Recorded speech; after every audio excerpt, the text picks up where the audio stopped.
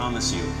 Our guests will help you acquire the behaviors and thought patterns you need to be successful in anything that you're trying to accomplish.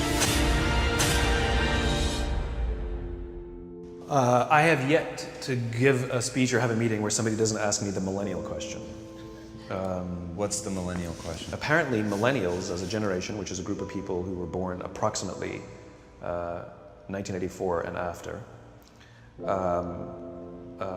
are tough to manage. And they're accused of being entitled and narcissistic, self-interested, unfocused, lazy. But entitled is the big one. And because they confound leadership so much, what's happening is leaders are asking the millennials, what do you want? And millennials are saying, we want to work in a place with purpose, love that. We want to make an impact, you know, whatever that means. We want free food and beanbags. And so somebody articulates some sort of purpose, there's lots of free food and there's beanbags, and yet for some reason they're still not happy. And that's because they're missing, there's a missing piece.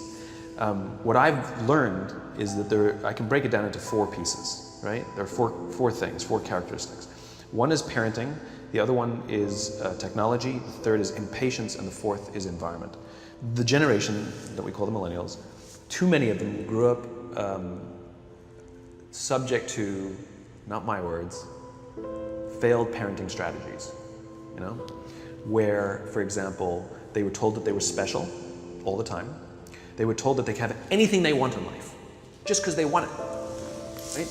They were told, some of them got into honors classes, not because they deserved it, but because their parents complained. And some of them got A's, not because they earned them, but because the teachers didn't want to deal with the parents. Some kids got participation medals. You got a medal for coming in last, right?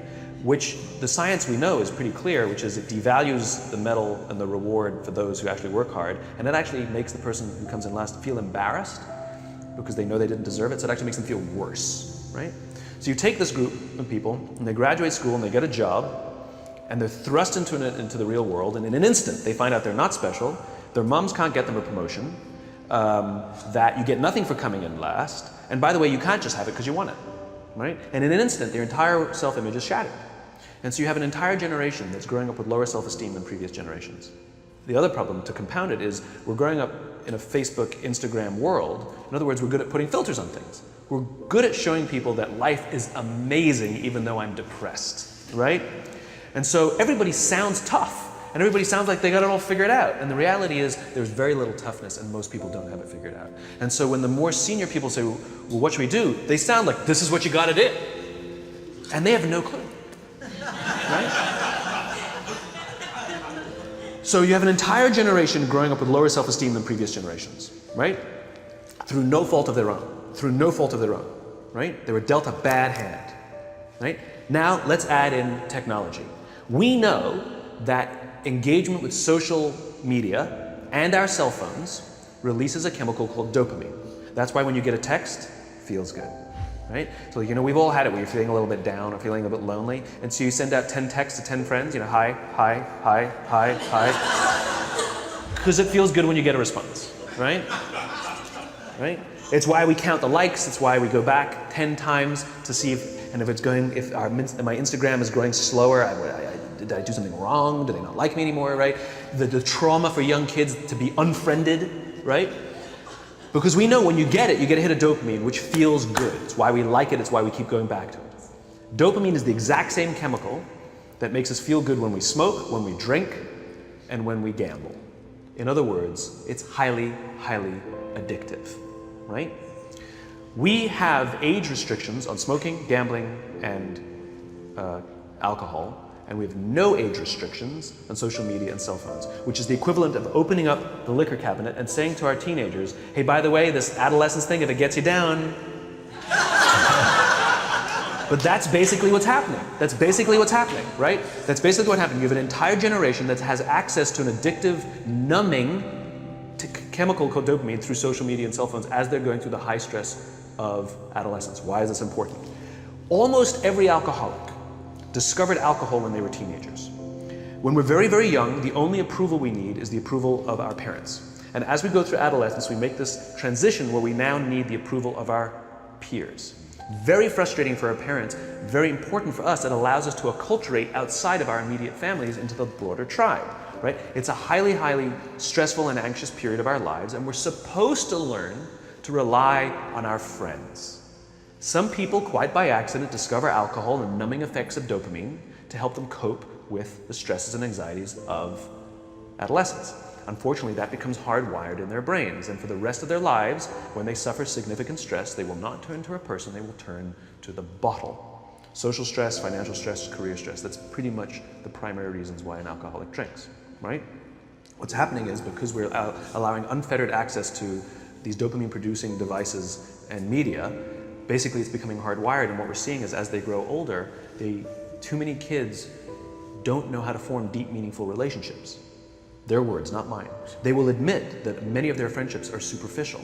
They will admit that their friends, that they don't count on their friends, they don't rely on their friends, they have fun with their friends, but they also know that their friends will cancel on them as something better comes along. Deep, meaningful relationships are not there because they never practice the skill set, and worse, they don't have the coping mechanisms to deal with stress. So when significant stress starts to show up in their lives, they're not turning to a person, they're turning to a device, they're turning to social media, they're turning to these things which offer temporary relief. We know, the science is clear, we know that people who spend more time on Facebook suffer higher rates of depression than people who spend less time on Facebook, right? These things balanced. Alcohol is not bad, too much alcohol is bad. Gambling is fun, too much gambling is dangerous, right? There's nothing wrong with social media and cell phones. It's the imbalance, right? If you're sitting at dinner with your friends and you're texting somebody who's not there, that's a problem. That's an addiction. If you're sitting in a meeting with people you're supposed to be listening to and speaking, and you put your phone on the table, face up or face down, I don't care, that sends a subconscious message to the room that you're just not that important to me right now, right? That's what happens. And the fact that you cannot put it away is because you are addicted, right? If you wake up and you check your phone before you say good morning to your girlfriend, boyfriend, or spouse, you have an addiction. And like all addiction, in time, it'll destroy relationships, it'll cost time, and it'll cost money, and it'll make your life worse, right? So you have a generation growing up with lower self-esteem that doesn't have the coping mechanisms to deal with stress, right? Now you add in the sense of impatience, right? They've grown up in a world of instant gratification. You want to buy something, you go on Amazon, it arrives the next day. You want to watch a movie? Log on and watch a movie. You don't check movie times. You want to watch a TV show? Binge. You don't even have to wait week to week to week, right? I know people who skip seasons just so they can binge at the end of the season, right? Instant gratification. You want to go on a date, you don't even have to learn how to be like, hey. You don't even have to learn and practice that skill. You don't have to be the uncomfortable one who says yes when you mean no, and says no when you mean no, and yes when you don't have to swipe right. Bang, I'm a stud. Right? You don't have to learn the social coping mechanisms, right? Everything you want, you can have instantaneously.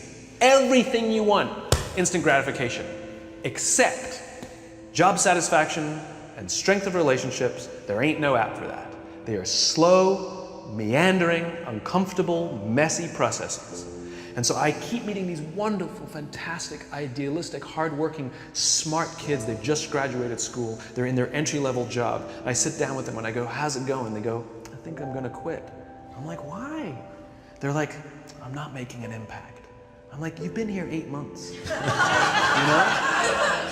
It's as if they're standing at the foot of a mountain and they have this abstract concept called impact that they want to have in the world, which is the summit. What they don't see is the mountain. I don't care if you go up the mountain quickly or slowly, but there's still a mountain. And so what this young generation needs to learn is patience.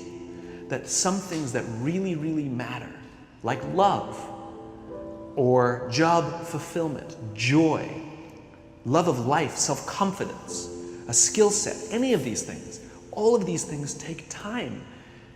Sometimes you can expedite pieces of it, but the overall journey is arduous and long and difficult.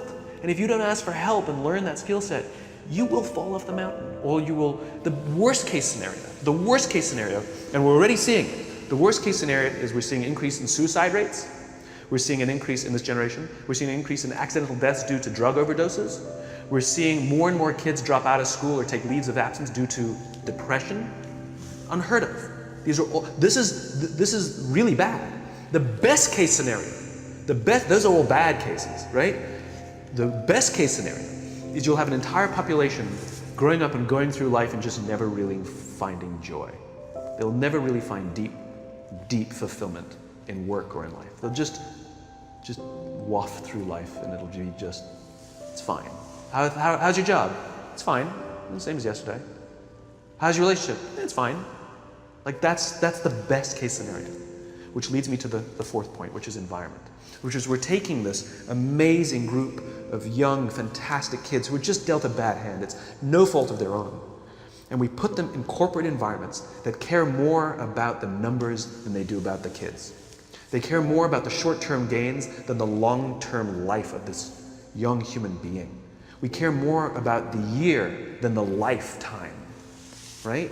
And so we are putting them in corporate environments that aren't helping them build their confidence, that aren't helping them learn the skills of cooperation, that aren't helping them overcome the challenges of a digital world and finding more balance, that isn't helping them overcome the need to have instant gratification and teach them the joys and impact and the fulfillment you get from working hard on something for a long time that cannot be done in a month or even in a year.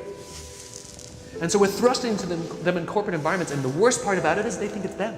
They blame themselves. They think it's them who can't deal. And so it makes it all worse. It's not. I'm here to tell them it's not them. It's the corporations, it's the corporate environments, it's the total lack of good leadership in our world today that is making them feel the way they do. They were dealt a bad hand, and I hate to say it, but it's the company's responsibility. Sucks to be you, like we have no choice, right? This is what we got, and I wish that society and their parents did a better job. They didn't. So we're getting them in our companies, and we now have to pick up the slack. We have to work extra hard to figure out the ways that we build their confidence. We have to work extra hard to find ways to teach them the social skills that they're missing out on. There should be no cell phones in conference rooms. None. Zero. And I don't mean the kind of like sitting outside waiting to text. I mean like when you're sitting and waiting for a meeting to start, this is what we all do. We all sit here and wait for the meeting to start. Meeting starting? Okay. And we start the meeting. No, that's not how relationships are formed. Remember we talked about it's the little things? Relationships are formed this way. We're waiting for a meeting to start and we go, how's your dad? I heard he was in the hospital. Oh, he's really good. Thanks for asking. He's actually at home now. Oh, I'm really glad. It was really amazing. I know, it was really scary for him. That's how you form relationships. Hey, did you ever get that report done? Oh my God, no, I didn't. I'll help you out. Can I help you out with that? Really? That's how trust forms. Trust doesn't form at an event in a day. Even bad times don't form trust immediately. It's the slow, steady consistency.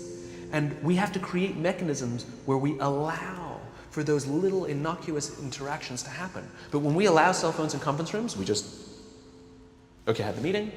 And then my favorite is like when there's a cell phone there and you go like this, you go. It rings and you go. I'm not going to answer that. Mr. Magnanimous, you know? When you're out for dinner with your friends, like I do this with my friends. When we're going out for dinner and we're leaving together, we'll leave our cell phones at home. Who are we calling? Maybe one of us will bring the phone in case we need to call an Uber or take a picture of our meal. That goes without saying, come on.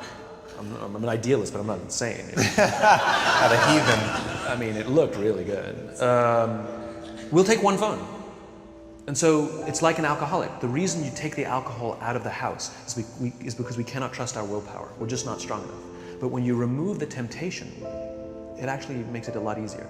And so when you just say, don't check your phone, people literally will go like this. And somebody will go to the bathroom, and what's the first thing we do? Because I wouldn't want to look around the restaurant for a minute and a half, you know? But if you don't have the phone, you just kind of enjoy the world.